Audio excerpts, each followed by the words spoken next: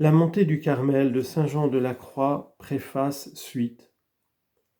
C'est de ces choses que nous parlerons avec la grâce divine. Nous dirons comment l'âme doit se gouverner, comment le confesseur doit la diriger en ce temps-là, et par quelle marque il connaîtra si elle est dans l'exercice de la vie purgative, et supposé qu'elle y soit, comment il distinguera que c'est le sens ou l'esprit qui est purifié. Il examinera encore si la mélancolie ou quelque autre imperfection du sens et de l'esprit est la source de ces peines intérieures.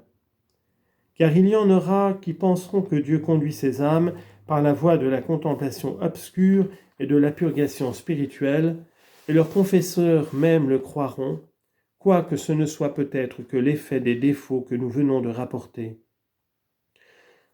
On voit néanmoins plusieurs personnes qui se persuadent qu'elles ne font aucune oraison, quoiqu'elles soient élevées à une contemplation très éminente.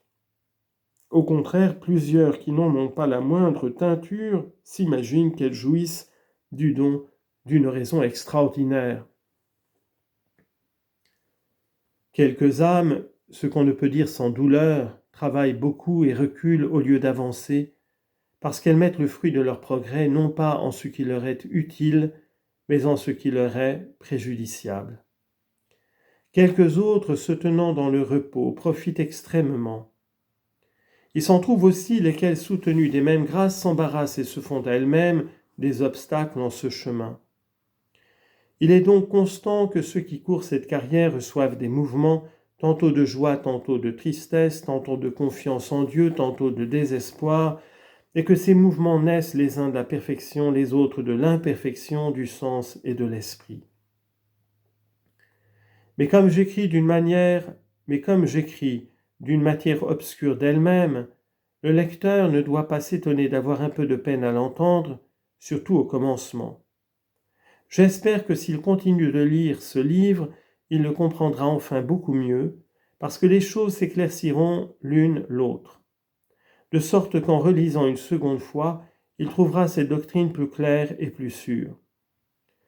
Que si cette lecture ne plaît pas à quelques-uns, il en faut attribuer la cause à mon peu de science et à ma manière d'écrire simple et grossière.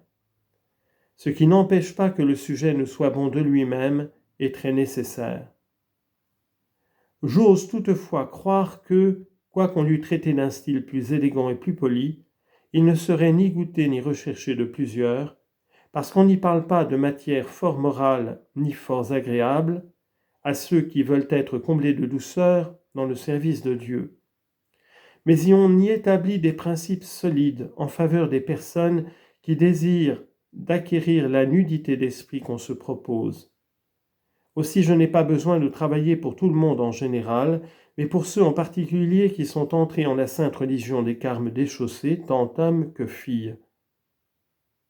Et parce que s'étant dépouillés des biens du siècle, ils marchent déjà dans le chemin de cette montagne, et concevront peut-être mieux que les autres ce que nous enseignons en cet ouvrage.